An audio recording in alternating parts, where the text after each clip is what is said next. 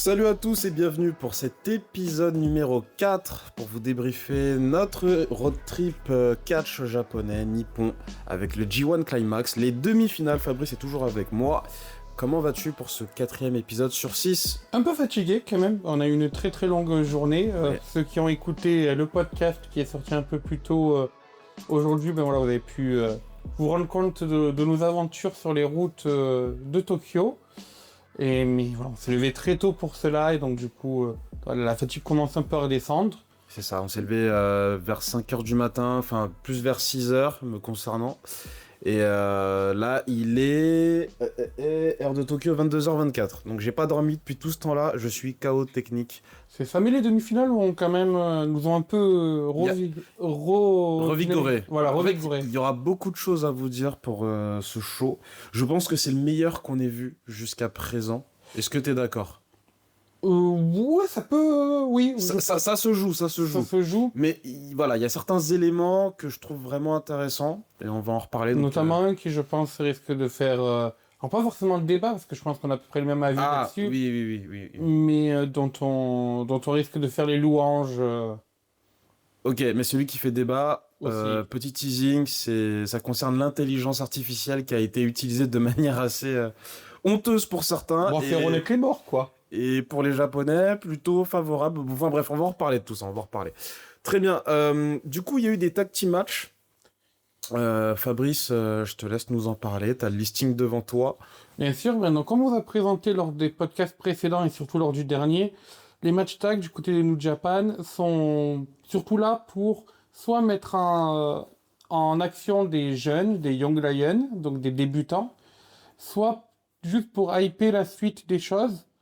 Voilà, on vous avait dit lors du dernier podcast qu'on était très déçus, notamment de la performance de Takeshita.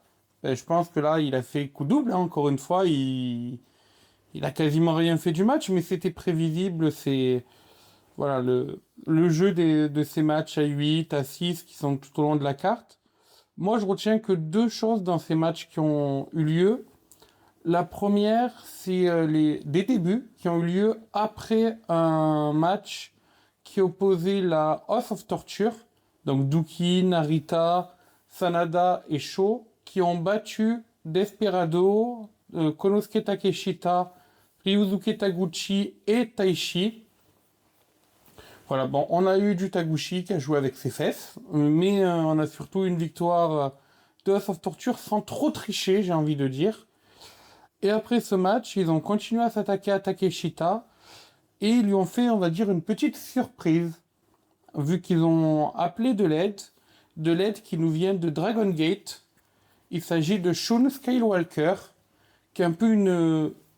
Alors, j'aime pas utiliser le mot légende pour beaucoup de catcheurs, mais voilà, c'est quand même un catcheur très reconnu du côté de Dragon Gate, qui semble rejoindre la House of Torture, donc hâte de voir la suite. Et je pense que si un jour on a un Takeshita contre Shun Skywalker, ça risque d'envoyer parce que les deux sont d'excellents catcheurs. Et dans le match suivant, on avait la présence de Wheeler Yuta de WWE avec Gabe Kidd. Ils ont battu Daiki Nagai et Drilla Moloney. Là encore, c'était un bon petit match avec les Death Raiders qui sont rentrés par le public. Et voilà, c'est un peu les deux seules choses qu'on peut retenir de ces 5 match tags qui ont, on va dire, occupé la première partie de ce show. C'est ça. C'était pas des matchs mauvais, c'était de qualité, mais ça fait quand même effet de remplissage. On était surtout là pour les demi-finales, les one-on-one du G1. D'ailleurs, avant de continuer pour vous parler des demi-finales, on n'a pas parlé de la salle parce que là, il s'agit plus du Korakuen Hall. Là, on était à la Ryogoku. C'est bien ça? Oui, Ryogoku Sumo Hall. Exactement.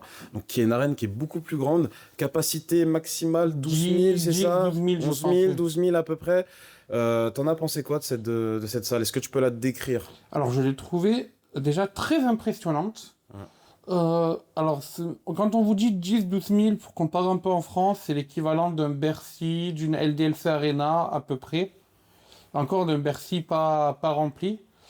Mais, voilà, là, c'est une salle vraiment atypique qui est faite réellement pour le sumo. Maud nous expliquait d'ailleurs que, en fait, les tribunes basses sont pas des vraies tribunes. Ce sont Box. des box exactement où les gens peuvent presque allonger leurs pieds, C'est ça. un peu comme si tu étais en business class dans l'avion en fait. Exactement. Ils peuvent, je dirais pas s'allonger parce que j'ai vu personne Oui, d'être réellement allongé, mais c'est quasiment ça en fait. T'es vraiment relax. c'est ça, tu es vraiment relax, tu as beaucoup d'espace parce que les shows de sumo durent très longtemps au Japon et donc ça permet aux gens comme ça de pouvoir Se relaxer. se relaxer puis venir repartir. Et nous on était en tribune haute, on était tout en haut de la salle. C'est ça. D'ailleurs, tu t'es trompé sur le placement, hein. On s'est fait dégager gentiment par des Japonais qui nous ont dit, les gars, vous êtes trompés. C'est pas du tout la bonne. Alors, c'est la bonne rangée, mais c'est de l'autre côté. Voilà. Voilà, en C'est fait, pas le bon point cardinal. les salles américaines, les salles japonaises, pardon, sont divisées en quatre points cardinaux. Et nous, on était du mauvais côté, on était côté ouest, on devait aller côté est ou l'inverse. Ça arrive, Ça arrive, ça arrive. Ça arrive. voilà. Mais en tout cas, ça a été fait en toute C'est bienveillance, ça. puis on a su retrouver notre chemin. Et la salle était très en pente, ce qui fait que nous, tout en haut, on pouvait voir le ring sans être gêné. Bon, moi, à côté de moi, il avait quand même une femme devant lui qui lui gênait. Moi, au début, j'ai pas compris ce qu'il me disait. J'ai tourné la tête, enfin, je me suis décalé un peu vers lui. J'ai fait, ah ouais, putain, elle te gêne de fou là. Mais ça va, on avait l'écran. Voilà, on avait On l'écran. avait l'écran, donc si tu loupais une partie de l'action sur le ring, t'avais quand même l'écran qui pouvait sauter. On va pas se mentir, quand tu te déplaces, c'est pas pour mater un écran, c'est aussi C'est pour ça. mater ce qui se passe sur le ring. Et puis à l'intérieur de la salle, on avait surtout un toit qui a l'air de descendre lorsqu'il y a Des matchs de sumo. des matchs de sumo. Et voilà, ça fait vraiment une impression de salle atypique, mais vraiment très... Non, non, très belle, très propre. Les sièges sont rouges. Je vous invite à regarder sur internet. Vous tapez Ryogoku pour vous imaginer un peu dans quel type d'ambiance on était. Surtout que moi, je voyais le retour TV. C'est vrai qu'en fait, la salle n'est pas du tout montrée parce qu'il plonge le public dans le noir. En fait, t'as pas l'impression. Enfin, t'as pas une idée de ce à quoi la salle peut ressembler si tu regardes ce show pour la première fois et si tu connais pas cette salle. Donc effectivement, c'était plutôt sympa. Autre détail qui peut être sympa pour vous à savoir, c'est qu'une nouvelle fois, on était à côté d'Occidentaux. Et moi, j'avais lancé cette hypothèse comme quoi, à mon avis, qu'on prend les places. Je pense que soit on prend sur le même site et du coup, on a des places côte à côte, ou peut-être les adresses IP font que, bah, je sais pas, on est orienté quasiment, bah, on est côte à côte, quoi. Ils étaient anglais ou pas, les gens? Anglais. Alors oui, c'est des Anglais parce qu'ils ont beaucoup parlé de la scène anglaise, beaucoup de Ok, progress ok, notamment. ok. Donc voilà, je n'aurais pas beaucoup parlé. Voilà, c'était un couple Oui, qui... c'était deux couples d'ailleurs, non? Deux couples Deux exactement. couples et un mec au milieu Et un groupe d'amis, voilà. qui était ami avec un des couples. Mais du coup, j'ai pas voulu les déranger, donc j'aurais pas trop parlé. Mais des discussions que je pouvais entendre, ça parlait beaucoup de la progress, du circuit anglais en général. Donc ça avait l'air quand même d'être de gros aficionados de New Japan avec beaucoup de références. Donc si on les recroise, je pense que je dirais que leur toucher le trois mots quand même parce que ils avaient l'air bien sympathiques. Bah, on les a vus au McDo, t'as rien dit. Enfin bref. Oui, Bon, on mangeait. oui, t'étais concentré sur un autre match. Enfin bref. Non, je rigole. Mais j'ai envie de parler encore de l'ambiance avant de parler des demi-finales. Je trouve que là, dans cette salle, on a vraiment senti une grosse ambiance. Là, franchement, les Japonais, ils étaient survoltés. Déjà, en avant-show, tu sais, quand ils ont montré tous les anciens vainqueurs du Oui. G1, tu sentais que le public était chaud bouillant. Dès que Tenzan apparaissait à l'écran, c'était... Ouais. Ah oui, c'est vrai que toi, tu m'avais teasé que bah, c'était son dernier match, 55 ans. C'est un match qui n'allait pas être long selon toi, ce qui a été le cas. Mais c'était pas ça le plus important. Le plus important, c'était de rendre hommage à Tenzan. Et il y aura un gros débat vis-à-vis de ça. Mais dans le sens très positif, vous allez comprendre pour quelle raison. On va passer à la première demi-finale du G1 Climax. Donc c'était Callum Newman contre Ryohei Oyoa. Fabrice, qu'as-tu pensé de ce match? Alors, match que je trouvais peut-être un peu court à mon goût. Ça a dû durer quand même une bonne 15-20 minutes. Mais voilà, je m'attendais un peu plus long pour des demi-finales de G1 Climax. Malgré tout, j'ai trouvé l'action très bonne. Mais vraiment très bonne. Callum Newman, pour moi, a vraiment step up de fou cette année. Son règne en tant que champion de WGP le montre. Et là, il était face à cette nouvelle génération, même s'il en fait partie aussi de New Japan avec Ryohei Owa, qui avait le public derrière lui et qui s'est qualifié d'ailleurs pour la finale. C'était mon pari avant le show et il s'est réalisé. D'ailleurs, Ryohei Owa qui a rendu hommage à Tenzan en rentrant avec son masque qui a des Des cornes. Ouais, des cornes, c'est Des ça. cornes, voilà. Et parce que, je vous l'avais dit lors du dernier podcast, il a fait une promesse de gagner le G1 et reprendre le surnom de Tenzan de Monsieur G1. Pour l'instant, il en est bien parti, il n'a plus qu'une étape à passer. Et pour moi, le match est vraiment excellent, je vous le recommande. Je trouve qu'il y a eu un gros suspense qui a été fait. À plusieurs moments, tu as l'impression que Callum Newman va gagner le match. Et en fait, vu que c'était un peu le chouchou Iowa, ils ont vraiment joué là-dessus. Sur la corde émotionnelle, ça a été vraiment très bien fait. Puis même les near fall, moi, à un moment donné, je me suis dit, mais non, Newman, je crois qu'il va gagner. Et toi, j'ai vu à côté de moi, bah, t'étais totalement pris dans la narration, ce qui prouve que ça a fonctionné. D'ailleurs, dans l'épisode précédent, je sais pas si on en avait parlé, si on avait parlé du dos marqué de Callum Newman, on a pu voir que c'était toujours aussi marqué. Oui. Et vu ce qu'il s'est pris encore dans ce match, je pense que lui, il a mérité de bonnes vacances. Mais le problème, c'est qu'il n'y a pas beaucoup de problèmes de vacances. Ah ouais, Parce sérieux? qu'il a annoncé à la Rest Pro pour le week-end de All-In. Ah non, mais c'est abusé. Putain, catcher, c'est un métier. Hein. Après, il est dans un match à 8, donc je pense Oui, que faire la méta. Voilà, il va faire Japan. il va faire le Takeshita, voilà, c'est ça. Voilà. Il va se préserver, mais c'est mérité. En vrai, c'est mérité. Est-ce que tu vas rajouter quelque chose sur cette première demi-finale qui a été remportée d'ailleurs par Ryohei Oyoa? Non, franchement, rien à rajouter. C'était un super match et hâte de voir la suite. D'ailleurs, les deux demi-finales, c'est 4 jeunes catcheurs de New Japan. Et je pense que là, ils ont tous les 4, on va dire, poinçonné leur ticket dans les main events parce que il y a vraiment une génération. Bon, après, t'as dit 4 jeunes. Tsuji. Alors, Tsuji, peut-être qu'en âge, il n'est pas jeune, mais en tant qu'expérience, il est revenu d'excursion il y a moins de 5 ans. Ok. Dans ce sens-là, très bien. L'autre demi-finale, G1 Climax 2026, Yota Tsuji contre Yuya Uemura. Qu'as-tu pensé de cette deuxième demi-finale pour accéder à la finale? Cette deuxième demi-finale, j'étais parti du fait qu'il y avait peu de suspense, parce que Yota Tsuji étant le champion, je le voyais mal gagner le G1 Climax et surtout aller en finale alors qu'il est déjà champion. On sait que le G1 sert à trouver de nouveaux challengers. Et surtout ce match, pour moi c'est ce que New Japan sait faire, c'est-à-dire un début de combat très lent mais méthodique. Oui. On va travailler les parties du corps, on va poser les bases pour l'histoire. On va pas se mentir, le début du match, on parlait beaucoup. Moi, je me rappelle, on n'était pas vraiment dedans, on l'a trouvé passable.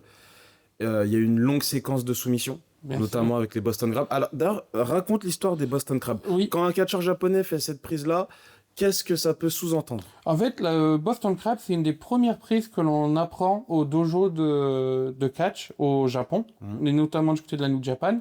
Et c'est une prise qui sert un peu pour humilier son adversaire. Parce que comme c'est la première prise que l'on apprend, c'est un peu dire, si je suis capable de te mettre la première prise que tu as appris à faire et à défaire, c'est que t'es nul. Et les catcheurs s'en servent beaucoup lorsqu'ils font face à des catcheurs qui sont dans la même année d'expérience qu'eux, ou en tout cas qui sortent du dojo au même moment. C'était le cas entre Tsuji et Uemura, parce que lorsque ces Young Lion, ces jeunes catcheurs sont dans des matchs tag en début de show, ils essayent toujours de placer la Boston Crab, pour faire plaisir à leur mentor, dire je sais faire la prise que tu m'as appris, et surtout pour humilier leur adversaire. Et donc quand des années plus tard ils arrivent à faire cette même prise dans des main events ou dans des matchs importants, c'est un peu pour venir humilier, dire ça reste moi le meilleur de cette génération. Et là c'était le cas du coup entre Tsuji et Uemura où ils sont échangés les Boston Crab avec de longues séquences, mais qui je trouve ont aidé à poser le suspense quand même du match. Ça a bien fonctionné, faut dire la vérité. Au début, je me suis dit c'est un peu chiant, mais je sais pas, il y a eu... Tu sais, surtout sur le visage de Tsuji, je trouve il l'a vraiment bien joué. T'as l'impression qu'en fait, il peut gagner le match là-dessus. Tu sais, il fait... tu sais, avec son visage et tout, il se crispe. Il a un grand sourire. Ouais, sourire Colgate, on peut le dire. Hein, il est sponsorisé. Non, c'est faux, mais il aurait pu. Mais non, le match se termine extrêmement bien. Hein, franchement. Les 5 dernières minutes, pour moi, elles sont excellentes. C'est en apothéose. Hein. Donc, Donc, du coup, finale, Ryohei Oyoa et Yuya Uemura. Très intéressant, d'ailleurs, deux personnes qui sont quasiment de la même génération, là. Alors, tout à l'heure, tu as dit que c'était des jeunes. Yuya Uemura, j'ai vérifié, 31 ans quand même. Hein. Mais encore, c'est la même chose que Tsuji. C'est en âge, ils ont peut-être 27, 28, 30 ans. mais ils sortent tous du dojo au même moment. Oui. Et c'est il y a 5-6 ans de ça. Et donc, là, c'est vraiment des contemporains qui s'affrontent. Et c'est surtout des gens qui n'ont jamais été en finale de G1, qui n'ont jamais gagné le titre AWGP. Et là, c'est leur chance enfin d'accéder au main event. Et j'ai vraiment hâte de voir la finale de demain pour ça. Parce que, quel que soit qui va gagner entre les deux, je pense que New Japan a peut-être leur futur main eventer entre les mains.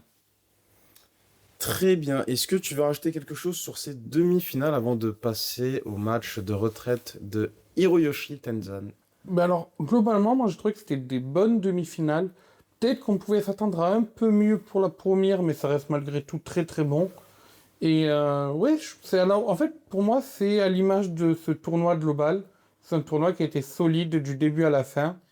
Et j'espère que la finale sera aussi dans ce sens-là, parce que ça voudra dire qu'on aura eu un excellent tournoi. En tout cas, voilà, moi j'ai vraiment adoré ce show et je l'ai d'autant plus adoré lorsqu'on va vous parler de la fin, c'est maintenant d'ailleurs. Le match de retraite de Hiroyoshi Tenzan, que je ne connaissais pas, je vais pas faire l'ancien, je connaissais pas du tout. Et si vous voulez, comme Fabrice l'a pu le préciser, en début de show, il mettait des annonces de vétérans qui parlaient de Hiroyoshi Tenzan, donc les gens regardaient ça plutôt silencieusement. Ensuite, il y a eu des affiches qui montraient Tenzan et les gens, ils popaient, hein, ils applaudissaient, ils étaient là, ils disaient, ah, c'était incroyable et tout. Enfin, je l'ai pas entendu, c'est incroyable, vous avez compris dans quel sens, mais tu sentais qu'il y avait une ferveur autour de Tenzan. Et je me suis dit, oula, lorsqu'il fait son entrée, on va pas se mentir. Le bonhomme de 55 ans, il a des difficultés à se déplacer. Donc je me suis dit, attends, on va terminer le show sur un match de fin de carrière. En fait, ça fait penser un peu à la retraite de Ric Flair, quoi. C'est Tu te ça. dis, oula, dans quel état il arrive, lui? Et au final, les gars, franchement, là, c'est le débat, hein, on a 17 minutes. Avec ce mini-format, on va jusqu'à 35, donc on aura le temps d'en parler en détail. Euh, pour moi, cette retraite de Tenzan, je parle pas forcément que du match, mais de tout ce qui a entouré tout ça, ça met une claque à la fin de John Cena. Vous allez me dire, pas difficile. Mais en vrai, là, ça m'a fait réévaluer ce que j'ai pu dire dans le podcast vis-à-vis de la fin de John Cena, parce que malgré tout, on a quand même eu des émotions. Mais quand je vois comment c'est géré au Japon, les fins de carrière, et vous m'avez parlé de Tanahashi. Hiroshi Tanahashi. Moi, j'ai pas vu, j'ai pas regardé comment ça s'est passé, mais apparemment, c'est la roadmap habituelle. C'est-à-dire qu'il fait son match, ensuite, on fait venir des vétérans, ils vont faire les photos, ils vont donner les bouquets de fleurs, tu as tous les jeunes élèves qui sont autour du ring. Parfois, il y a des petites séquences, des petits angles aussi autour de tout ça. Là, avant même le match, on a eu, alors je ne sais pas comment il s'appelle encore. Shono qui est venu pour commenter, donc ils lui mettent un theme song, tu sens qu'il y a un respect, ils le font parler à la table des commentateurs. D'ailleurs, le commentateur a fait aussi une présentation spéciale. Rien que ça, tu vois, s'ils avaient fait ça pour John Cena, qui a un des rivaux principaux de John Cena, il se pose à la table des commentateurs, il dit, voilà, moi John Cena, ça a été mon rival, nani, nana. Ou même s'il joue un rôle, je l'emmerde ou je sais pas quoi, mais au moins, tu mets une narration autour du match. Ils l'ont pas fait avec John Cena. John Cena, c'est juste tu vas affronter Gunther, point barre. Et il y avait un tournoi dont tout le monde a oublié où tu mettais les jeunes superstars d'NXT avec le futur versus le présent. Je crois que c'était ça le truc. C'est bien ça, oui. Voilà, je suis désolé. Hein. John Cena, peut-être l'idée est bonne. Tu voulais les mettre en avant. On a tous oublié, mec. On a tous oublié. Pour moi, je dis la vérité. Pour John Cena, fallait faire une carte full. John Cena, un match. Et après, tu mets 2 heures de speech et d'apparition. Bref. Du coup, le match. C'était contre Satoshi Kojima. C'est bien ça. Son ancien partenaire tag team. Alors, ils ont été partenaires tag team pendant très longtemps. Ils ont aussi été rivaux. Ils sont notamment affrontés. Alors, je crois que c'est en finale du G1 2006. Ils s'affrontent tous les deux. Mais sinon, globalement, ils sont plus connus pour avoir été en équipe tous les deux. Champions par équipe de nombreuses fois dans plusieurs compagnies japonaises. Et voilà, c'est un peu. Bah oui, une équipe, la Tenkonji s'appelle. Donc Ten comme Tenzan et Koji comme le début de Kojima qu'ils ont lié. C'est vraiment une équipe reconnue et presque mythique du catch japonais. D'ailleurs, ils ont le même âge. Satoshi Kojima, son ancien partenaire, il a aussi 55 ans. Sauf que, bon, on va pas vanner. Mais c'est vrai que Kojima est quand même plutôt bien en forme. Il se déplace, il fait des prises. On n'a pas peur pour lui. Tenzan, déjà, quand il marchait, on s'est dit, oula. Oula. Finalement, le match. On n'a pas la durée au moment où on vous parle, mais je pense que ça a duré moins de 10 minutes. Ah oui, moins de 10, parce qu'on n'a pas eu le... Ou peut-être, Toutes allez, les- petite 11, 12 maximum. Non, moins de 10, parce qu'on n'a pas eu le deuxième décompte. Ok. Toutes les 5 minutes... Oui, il y a on- un annonceur qui dit 5 minutes, 10 minutes, 15, 20. Voilà. Voilà, c'est ça. Et là, ok, toi, tu l'as pas entendu. Moi, C'est j'ai pas vrai que entendu j'ai pas le j'ai pas fait deuxième attention. décompte. Mais après, tu nous avais dit que apparemment c'était un match sans limite de temps. Donc En fait, à la du base, coup- ça devait être 5 minutes. Ok. Avant le match, les deux... 5 minutes, on est dans Speed à NXT ou c'est Ah comment ouais, c'est- oui. Pour un match de retraite? Non, mais c'est annoncé comme un match Ah, ok. d'exhibition de 5 minutes. Ok. Et avant le match, ils sont parlé au micro. Et en fait, Tenzan a demandé à l'arbitre, qui est Rechu Zuno, dont on vous a parlé, l'arbitre mythique du Japon, d'annuler cette clause de time limit. Et du coup, ils ont fait un match sans limite de temps. On a quand même eu l'annonce des 5 minutes qui a été faite, ça je l'ai entendu justement. Mais on n'a pas eu la deuxième, donc je pense que le match a dû durer 7-8 minutes à peu près. Qu'est-ce que t'as pensé de ce match de fin de carrière pour Tenzan? Alors, le match en lui-même m'a fait peur, mais en même temps, j'ai trouvé qu'il a bien su jouer sur les faiblesses du physique de Tenzan. Oui. Pour moi, ils ont raconté une belle histoire de fighting spirit de Tenzan qui veut continuer à se battre, mais son corps lui dit non. Et même Kojima, moi je me rappelle d'une séquence où Kojima va pour lui mettre son finish, Tenzan s'écroule à ses pieds, Kojima recule en mode bon, je le laisse reprendre ses esprits, il va lui mettre son finish, il se réécroule une deuxième fois, et là Kojima limite se tient la tête en mode merde, j'ai plus peur pour mon pote que pour mon adversaire en fait, tout Oui, simplement. il a pas envie de l'achever en fait. Il a pas envie de l'achever, Il a pas envie de lui finalement. faire du mal. Il achève quand même après une bonne séquence où il se relève à 1. Donc ça peut paraître un peu kitsch, mais fait dans cette condition-là, ça rappelle leur rivalité entre les deux. Moi, je trouvais que c'était bien amené. Et puis bon, finalement, il a fallu une troisième lariat de Kojima et le match était fini. Ah, moi, j'y ai pas cru. Je me suis dit, mais non, la manière comme elle est portée, c'est pas la fin. Mais je pense que le mec il s'est dit, je vais pas non plus la porter C'est ça. hyper violemment. Après, pour nuancer, on vous parle des difficultés de Tenzan à se déplacer. C'est pas parce que c'est juste un catcheur qui a pris des bumps sur la tête ou quoi pendant 35 ans. Il y a quand même du médical derrière, et notamment plusieurs problèmes au niveau des lombaires. Il a une sténose du canal lombaire. Ça veut dire que le nerf qui passe dans son dos, en fait, est bouché. Et il a notamment aussi des soucis au niveau des os, de l'ossification. Ah, tu dis des os, toi? Des os, des os. Ouais. Non, mais je sais pas, t'es professeur des écoles. Je rigole tranquille. Des os. Bon, moi, je dis des os. Mais c'est vrai que, tu sais, dans ma famille, il y a des gens qui prononcent Mais des oui. os. Donc en fait, moi, je me pose vraiment la Il question. me semble que les deux sont admis. Très bien. Donc des os du dos et des cervicales. Donc voilà, ça explique un peu ses difficultés à se déplacer. C'est pour ça aussi qu'il a annoncé sa retraite maintenant. Il sort de... C'est même un peu trop tard. Hein. C'est même un peu trop tard. Mais voilà, il sort de plusieurs années où il enchaîne les opérations et je pense que il avait une fenêtre pour pouvoir dire adieu dans une grande salle et Oui. il a pris cette fenêtre et on peut pas lui en vouloir. On peut pas lui en vouloir, vu le grâce à ça. résultat et tout, parce que nous, on parle pas le japonais, comme vous pouvez vous en douter. Et en fait, malgré tous les discours qui étaient longs, en fait, on comprenait l'idée. On comprenait ce qui se passait malgré tout, et c'était vachement bien fait, en fait. C'était très bien fait. Et le match en lui-même, on le retient pas. Ouais, il est pas mémorable. Alors si, il y a un moment donné où Tenzan essaye de monter sur la troisième corde. Toi, tu m'as dit, il va sauter, il nous le tease. Il l'a jamais fait. Et heureusement. Heureusement, parce qu'en vrai... Quand on a vu à la toute fin du show, quand il repart, t'as les Youngliens Oui, ouais, t'as les jeunes qui sont obligés de le tenir et ils se mettent bien en dessous pour pas apparaître dans le cadre de la caméra. C'est vraiment flippant. Et on n'a pas terminé. Il y a eu des discours en fin de match. Après, bon, on va y venir peut-être après, attendez. Juste avant, on va faire dans l'ordre. Il y a eu un catcheur japonais. Bon, ah oui, on a oublié de préciser. Du coup, Satoshi Kojima, son ancien partenaire, gagne le match. Et juste après, en fait, il pleure dans le coin, il est dégoûté. Bon, ça peut faire penser, si on peut faire une référence à la VVE, à Shawn Michaels, Ric Flair, exactement. Et à un moment donné, il y a un theme song qui retentit, et là, on a le catcheur japonais, Crazy Bozu, j'ai oublié quand même. Kendo Kashi, tu veux dire. Et mais son surnom, il me semblait, ce qui était affiché, c'était ça. Oui, Tu vois de qui je parle ou pas? je vois de qui tu parles, oui. Et là, en gros, l'entrée, elle est incroyable. On a un catcheur. Je sais pas quel âge il a, mais il a au moins la cinquantaine. Bien galbé. Franchement, le gars, il s'entretient de zinzin. Barbe grise, bien étiré, crâne chauve. Et il arrive dans le public. En fait, il fait une entrée à la Sunman. Alors, c'est quoi le nom?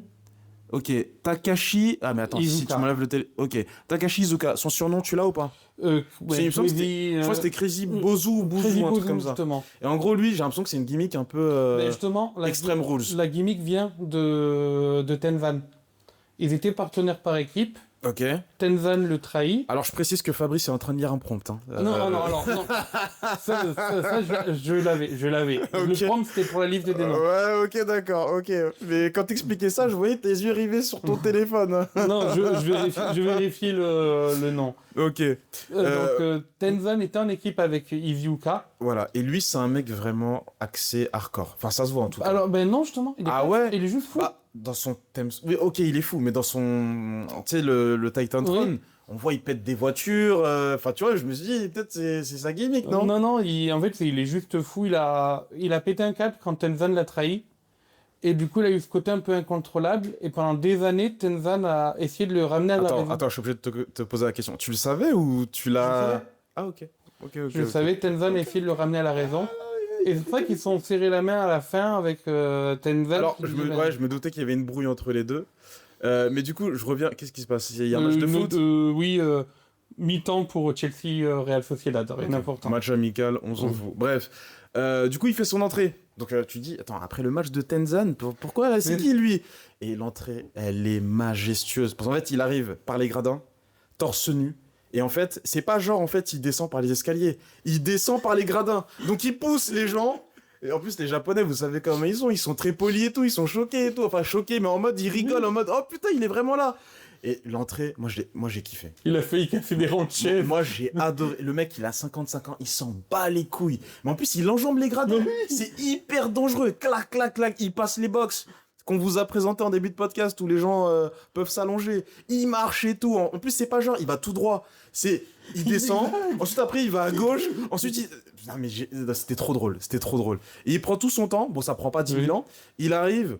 Et là, il arrive devant Tenzan. Tu dis, il va peut-être lui serrer la main. Il va dire que c'est bon. Non, même pas. Je crois qu'il lui met un coup. En fait. Direct, il arrive, il met un coup. Je fais, mais non, ça repart pour un match. Et du coup, Satoshi Kojima, qui était en dessous du ring, qui a séché ses larmes, il remonte pour aider son ancien partenaire. Donc, du coup, ils le mettent. C'est pas ils le mettent KO, mais ils l'affaiblissent. Voilà. Ils l'affaiblissent. Et Tenzan dit à Kojima, arrête, faut que je parle avec lui. Il prend le micro, il parle avec lui. Et en gros, on comprend qu'il lui dit, frérot, là c'est ma journée de retraite, je termine le catch, viens on enterre la hache de guerre. C'est ça, mais Voilà. c'est exactement ça qui lui... Voilà. Ça rappelle un peu Bret Hart avec HBK, Barry the Hatchet. Voilà. Et il y a une longue séquence, parce qu'il est fou, voilà, sa gimmick c'est qu'il est fou. C'est qu'il y a une longue séquence d'hésitation. Et en plus, ce que j'ai aimé, c'est qu'il l'a bien joué. C'est pas genre, en 15 secondes, je change d'avis. Non, non, non. Ça a duré, sans mentir, 50 secondes pour que il est là et tout, il tourne la Il lui tête. redemande plusieurs fois. Oui, voilà, il fait vas-y, serre-moi la main et tout. Et l'autre, il fait je peux pas et tout. Et je me suis dit, mais en vrai, c'est logique. Et il serre la main, et ils se prennent dans les bras et tout. Et une fois que c'est fait, en fait, il peut plus le frapper derrière. En fait, c'est bon, c'est fait, c'est validé. T'as enterré la hache de guerre, pas de souci. Sauf que vu qu'il est fou, il descend du ring, il s'en prend un commentateur. Et ça, franchement, c'était trop drôle. Et je suis obligé de... Enfin, je fais encore une analogie avec la VVE. Ça fait penser un peu à comment Justin Roberts, il se faisait démonter par la Nexus. Il lui retire sa chemise, il l'étrangle et tout. Le commentateur, il va s'asseoir, il est torse-poil, avec la cravate encore. Et voilà, et tout le monde était mort de rire. Dans la salle, franchement, mais tout le monde était hyper expressif et tout. Et tu vois, moi, je connaissais pas ces catcheurs-là. Mais je suis rentré dans le train. Et c'est là, je me dis, mais putain, TKO, ce qu'ils ont fait avec John Cena. Mais n'importe quel fan de catch, même un gamin de 12 ans, il aurait pu mieux booker ce qu'on a pu voir en décembre dernier. On n'a pas eu Randy Orton pour ce show, tu te rends compte ou pas? Ouais. C'est vrai que quand on fait la comparaison entre ces deux retraites, alors que c'est deux... D'un côté, on a John Cena qui est une légende, mais du catch global, en fait. Pas juste du catch japonais, pas juste de la VVE. C'est John Cena, c'est le nom que notre génération va poser à côté du mot catch. Même ceux qui vont plutôt préférer d'autres fédérations tu poses John Cena à côté du mot catch. Tenzan, c'est juste un main eventer, une star que New Japan avait. Et pourtant, ils ont rendu un hommage qui était, je pense qu'on peut le dire, au moins 10 fois meilleur. Oui. Oui. Et je fais pas l'acteur. Hein. Vous me connaissez dans le podcast, quand je dis un truc, c'est que je le pense là, sincèrement. il y a ses plus grands rivaux. Je connaissais même pas Tenzan avant de rentrer dans l'arène, les gars. Son blaze, ça me disait rien. Je rentre, je vois l'affiche, je vois la réaction des gens, j'ai compris. C'est ça, le langage du catch, il est là en fait. Tu comprends comme ça, t'as pas besoin qu'on t'explique pendant... Bon, toi, tu m'as expliqué 2-3 trucs quand même. Et ensuite, du coup, l'angle avec Crazy Bouzou, j'ai oublié son nom, Izuka. se termine. Et là, si vous voulez, ils installent des chaises et ils font venir des anciens rivaux ou partenaires En fait, de il y a eu de Tenzan. tout. Il y a eu des Il y a eu animes. des tout, il y a eu Tanahashi aussi qui était là, qui mange bien la cantine, hein, on peut le dire. Oui, Hein. je pense Maintenant qu'il est en que- retraite, il se fait Ouais. plaisir. Hein. Franchement, là, il s'est mis bien sur les ramen. Et les uns après les autres, ils viennent dans le ring pour rendre hommage à Tenzan, notamment le catcheur japonais qui était aux commentaires, qui arrivait en dernier, Shono, du coup. qui a un look de mafieux, hein, mais stylé le mec. Hein, Mais franchement c'est le stylé. mentor du coup de Tenzan. Ils ont été partenaires dans la NWO version Japon. Ok. Et oui, d'ailleurs, à préciser que beaucoup de merch NWO étaient présents. Et je me dis, mais qu'est-ce que ça fout là? Et toi, tu m'as expliqué ensuite, par la suite, pourquoi, effectivement, il y avait aussi NWO au Japon. Mais du coup, l'hommage se fait. Et Tenzan, en fait, par politesse, je pense que c'est la politesse japonaise, il reste debout. Aussi pour prendre les photos, on va pas se mentir. Et même rester debout, c'est compliqué pour lui, on va pas se mentir. Alors, sur son visage, on sent que le mec, il a la force de le faire. Mais son corps lui dit, frérot, c'est compliqué là. Du coup, quand il est debout, il fait un pas en arrière, il fait un pas en avant. En fait, il tremble. En fait, ça fait penser un peu à Big Show, à la C'est ça, AEW, quand il avait son totalement. problème de genou. Parfois, quand il se posait, tu dis, aïe, les mecs, ils sacrifient. Mais même les autres catcheurs, ils sont là en mode assis-toi. C'est, comment il s'appelle, celui qui était aux commentaires, celui qui ressemble à un mafieux. Shono, qui lui dit, alors moi j'ai pas compris le japonais, mais c'était cramé qui lui disait ça, il dit, mon ami, Là, c'est trop tard. tonton, je suis plus vieux que toi, mais prends une chaise, assis-toi, vas-y, assis-toi. Et ensuite après il dit, bon tu sais quoi, moi aussi je veux m'asseoir, allez vas-y, comme ça je te fais l'hommage assis. Et là tout le monde a rigolé et tout, et en vrai ça passe, tu vois. C'est ça. Et ensuite il s'est encore relevé. Mais ça a duré longtemps, mais en vrai les gars c'était que du bonbon, Ensuite t'as tous les participants des tags qu'on a énoncés en début de podcast qui sont venus autour du ring, notamment Zack Sabre Jr., son clan, enfin voilà, tous les participants. Gabe Kidd, est-ce qu'il était là? Je l'ai pas vu revenir. Non, je l'ai pas vu. Ouais, mais Et alors pour Utah moi- non plus, je l'ai pas vu Et pour revenir. moi, ça joue en plus avec son personnage de Gabe Kidd. Oui, voilà, c'est en mode je m'en bats les couilles, je ça. veux pas revenir pour toi. Oui, c'est pas faux. Et du coup, ça a pris pas mal. Alors, en durée, à ton avis, ça a duré combien de temps? Si on compte l'avant-match, le match et l'après-match, moi je pense on est sur 1h30. Ouais, je pense qu'on est sur au moins 1h ou 1h30. 1h30. Mais les gars, je vous assure, moi j'ai kiffé de bout en bout. Parce que tu sens l'histoire. C'est ça. Tu sens que le mec est respecté. T'as été un grand catcheur, on va te respecter. Et on précise aussi, très peu de personnes se sont levées pendant cet hommage après le match. Jusqu'à quasiment la fin de l'hommage, jusqu'à que les légendes partent du ring, personne s'est levé. Sauf les occidentaux pour aller au McDo. Mais non, ça c'est après Ah, ok. au moment où les légendes commencent à partir du ring, qu'ils sont levés.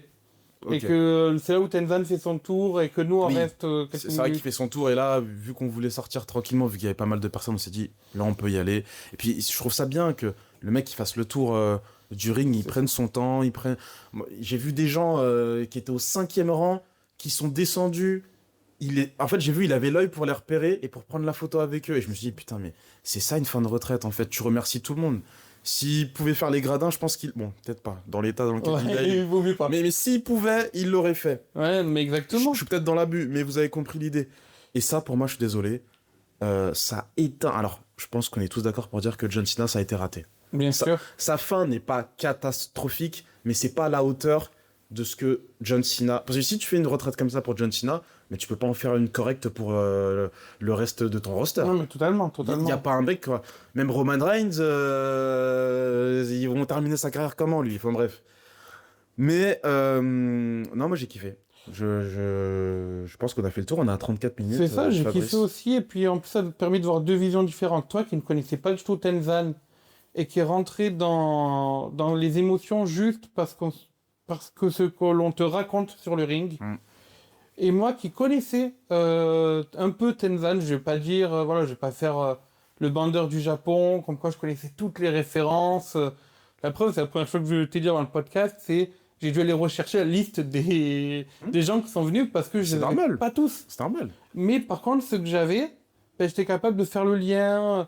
Voilà, quand on avait du Kenji. Déjà, quand on a du Kenji Muto, donc le Great Muta, quand on a du coup, bon, Shono, je l'avais reconnu. Quand on a du Junakiyama, c'est des noms que, pour ma part, je connais. Je sais que ce sont des légendes du catch japonais. Et ensuite, quand tu vas aller chercher plus loin, que tu te rends compte que c'est des mentors, que c'est lié à la première victoire du G1 de Tenzan. Non, c'est respecté. C'est respecté et ça fait vraiment plaisir. Et ouais, non, je pense que la cérémonie, c'est un 10 sur 10, clairement. Oui. Tenzan, il peut dormir, mais tranquille, là. Sina, je sais pas s'il a dormi. Bon, Sina, après... Le mec, on l'a vu 3 mois après sa fin de carrière. Sina, il aurait dû disparaître pendant 5 ans des écrans de la VVE. Il aurait dû créer un manque, il a pas créé de manque, il revient, il fait un tournoi à la con, enfin bref. Mais je suis très énervé. Déjà qu'on est tous énervés contre Tikeo, c'est pas à charge, mais en fait, moi, ça... Quand j'ai vu la fois, j'ai fait, mais... Enfin, de ce show, je me suis dit, mais... Tikeo, pourquoi vous vous inspirez pas de ça? Vous la faites à l'américaine. Moi, je comprends pas. Je comprends pas. En plus, ils se sont... ça a été diffusé sur NBC, la fin de John Cena, non? Donc ça veut dire que t'as une limite... Non, YouTube. Ah oui, non, t'as raison, c'était YouTube. C'était un Saturday Night Main Event. Non, t'as raison. Parce qu'avant, c'était diffusé sur NBC seulement, donc il y avait une limite de temps, on se rappelle pour Goldberg. Hein. Lui aussi, fin de carrière calamiteuse, il est pas content, le boug. Lui, je pense qu'il va faire sa fin de carrière ailleurs. Il va aller ailleurs. Tiens, il va faire comme Ric Flair, il va refaire un truc à sa sauce. Mais qui va regarder, ça, c'est un autre débat. Mais en tout cas, voilà. On va passer à la note, parce que là, on va exploser notre temps. Et du coup, l'IA, tu veux y parler? Ah oui, c'est vrai. C'est vrai que oui, vous avez teasé un truc avec l'IA. À un moment donné, dans le show... on a l'apparition de Antonio Inoki, en pleine forme d'ailleurs, c'est très bizarre. Ah ouais, bah bizarre, en 2026, très bizarre. Ouais. Et je te laisse résumer. On sait pas trop ce qu'il a. En fait, je pense que c'était plus pour hyper le public. En fait, il a annoncé les 55 ans de la New Japan Pro Wrestling. Et il a annoncé que l'année 2027 serait basée sur cela, sur les 55 ans de New Japan. Parce qu'Inoki fait partie des pierres fondatrices de cette fédération. Sauf que Inoki, et si je parle au passé quand j'y faisais partie des pierres fondatrices, c'est pour une raison, c'est parce qu'il est mort. Et oui. Et c'est un rire nerveux que j'ai parce que la situation est assez ubuesque, on va dire. Cocasse. C'est qu'en fait, les Japonais ont joué sur le fait qu'il était mort. Parce que quand il s'est présenté, il a dit « Je suis AI », donc IA avec les initiales américaines, Antonio Inoki. Ce qui est un peu de... Donc en gros, je suis la version virtuelle en intelligence artificielle de Antonio Inoki. Mais moi, franchement, on va pas se mentir, parce qu'il faut parler aussi du visuel. C'était... Limite. Non. Techniquement, tu pouvais te faire avoir. Oui, tu peux... Mais on s'est fait avoir, nous, au début. Bah moi, au début, franchement, je vous le dis, là, c'est inédit.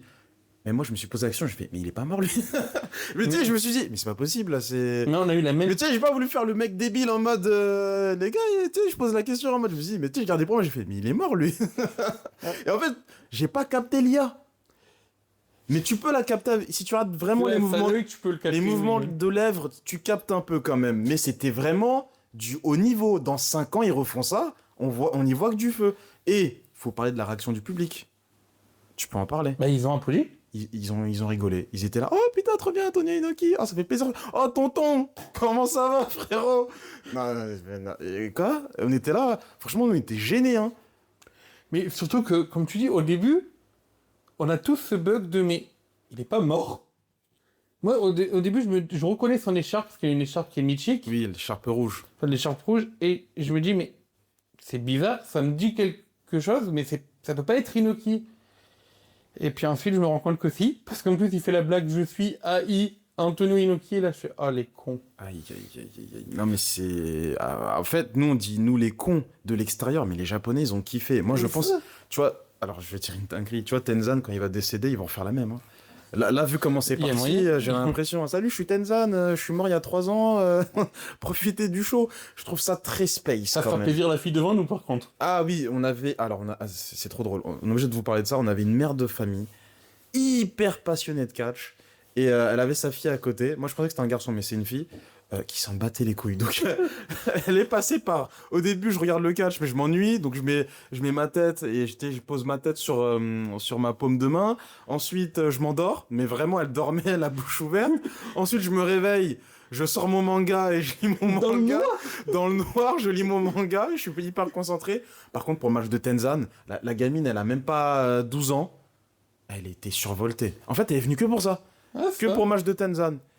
Et je vais dire un truc, ça va peut-être vous choquer. C'est vrai qu'on a plus parlé de Tenzan que du climax.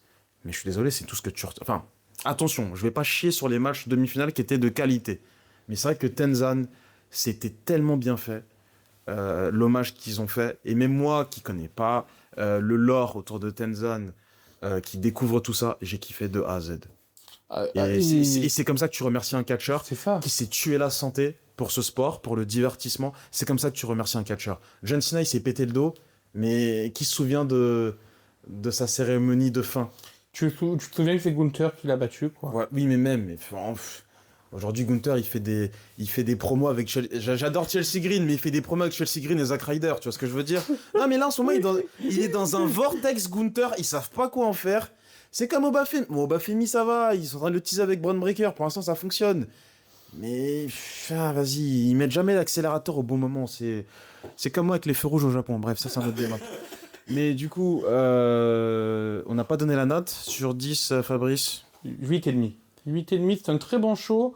Après, voilà, il y avait beaucoup de remplissage. Donc, c'est dur de donner une note plus élevée quand tu as autant de match tag, Oui. autant de remplissage. C'est vrai. Mais malgré tout, voilà, on a une fin qui est pour moi un 10 sur 10, clairement. Oui. Et les matchs du G1, je reste un peu sur ma fin, mais ça reste très bon. Donc, ouais, je pense que, comme tu dis, c'est le meilleur show qu'on a vu pour l'instant. Pas de beaucoup, Pas de mais- beaucoup, pas de beaucoup. Mais c'est le meilleur show qu'on a vu actuellement. Et moi, je vais nuancer. Pourquoi c'est le meilleur show? Voir des matchs de qualité, c'est bien. Mais moi, je trouve que le catch, ce qui est important aussi, c'est le narratif. J'aurais pu m'informer sur le narratif des matchs avant. Oui, j'aurais pu le faire. Le problème, c'est qu'il y a beaucoup de choses à rattraper. D'ailleurs, Fabrice, pendant tout le voyage, il s'est rattrapé des épisodes de 2 heures, c'est ça, à peu près? Ouais. T'en as rattrapé combien? Ben, j'avais rattrapé, je crois, une dizaine de journées. Une dizaine! Entre le vol et les trajets en Une train. dizaine, donc vous multipliez par 2, il y a 20 heures de catch qu'il a rattrapé. Moi, c'est un truc à mon âge, vous l'avez bien compris, voilà, ça m'intéresse pas de faire ça. Voilà. Chacun, vous pouvez me critiquer. Ah, tu regardes, il n'y a pas de souci. Franchement, il n'y a pas de souci. Moi, je peux pas me faire ça. Par contre, qu'est-ce que je voulais dire? Où je voulais en venir? Oui, le lore. C'est important, le narratif. C'est important de raconter des histoires pour qu'on soit investi dans des matchs. Et comme je vous ai dit, le public, à travers les réactions, à travers les vidéos package, à travers le fait aussi que tu te dises c'est la fin de quelqu'un, et ben émotionnellement, t'es impliqué. Et c'est pour ça que je mets la note de 8,25. Donc pour l'instant, c'est le meilleur show que j'ai pu voir depuis qu'on est au Japon. Mais ça veut pas dire que les matchs sont meilleurs que ce qu'on a vu auparavant. C'est juste qu'en fait, il y a une jauge émotionnelle qui est selon moi importante. Et c'est ça aussi qui nous raccroche à cette discipline, c'est qu'en fait, il y a des histoires. C'est ça. Et moi, ce show-là, il montre que New Japan, et je le savais, est capable de faire du très bon niveau catch. Et ça, il n'y a aucun doute. Hein, les 2 demi-finales, elles sont très bonnes. Même si, encore une fois, je pouvais espérer mieux, ça reste des 2 excellents matchs de catch. Oui.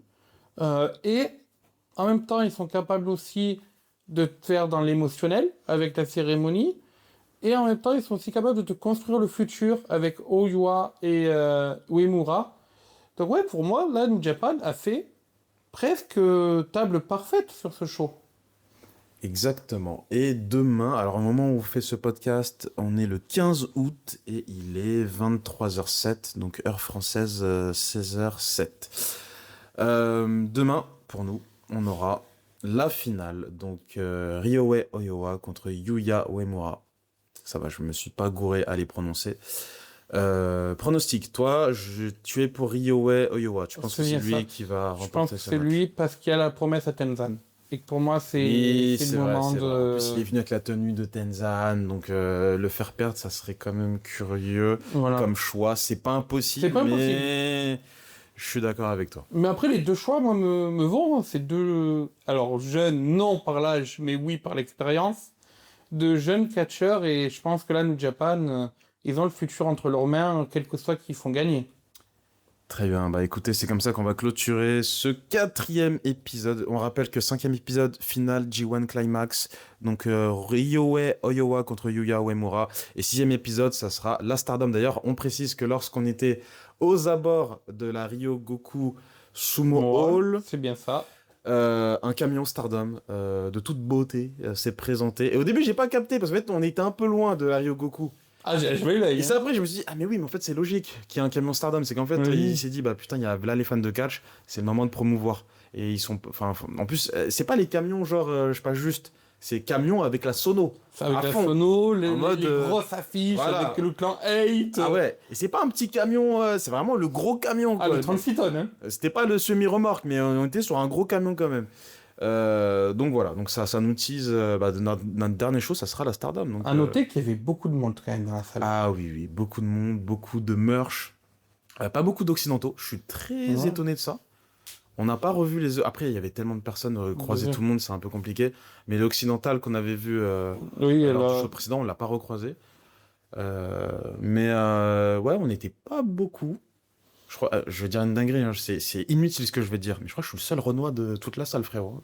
j'ai pas... Moi, j'ai pas compté. vu- Je l'ai pas compté. Moi, j'ai pas vu d'autres Renois, je suis Je les ai désolé. pas Hein. comptés. Vous êtes tous les frérots, là. Ah, frère, J'étais le seul... Quoi? vu la tête de la mamie au feu rouge Ah, ce matin, il n'y a pas beaucoup de Renois au Japon. Ah si, on en a vu un Renoir en couple avec une japonaise, avec de magnifiques enfants métis, n'en déplaise à certains, mais... Ça doit être les cheveux jaunes alors qu'il a fait. Oui, oui, oui. Mais du coup, oui, c'est vrai, j'ai pas vu d'autres Renois. Et toi, t'as pas vu MBM, ton amoureux? Non, mais il était occupé à la Jijichi. Ah, il Et oui, catchait au même moment. catchait la Jijichi. Ah, le même jour? Peut-être pas le même jour, mais il était du côté de Kobe. Ok. Kobe, c'est à combien de kilomètres de... C'est à côté d'Osaka, là où on était. Ah oui, donc oui, effectivement, c'est un peu loin. C'est un peu loin. Très bien. Bah écoutez, on a explosé le temps, mais bon, je pense qu'il y avait beaucoup de choses à dire, c'était très important. On se retrouve pour le 5e épisode. Prenez soin de vous, on se dit à plus. Peace. Peace.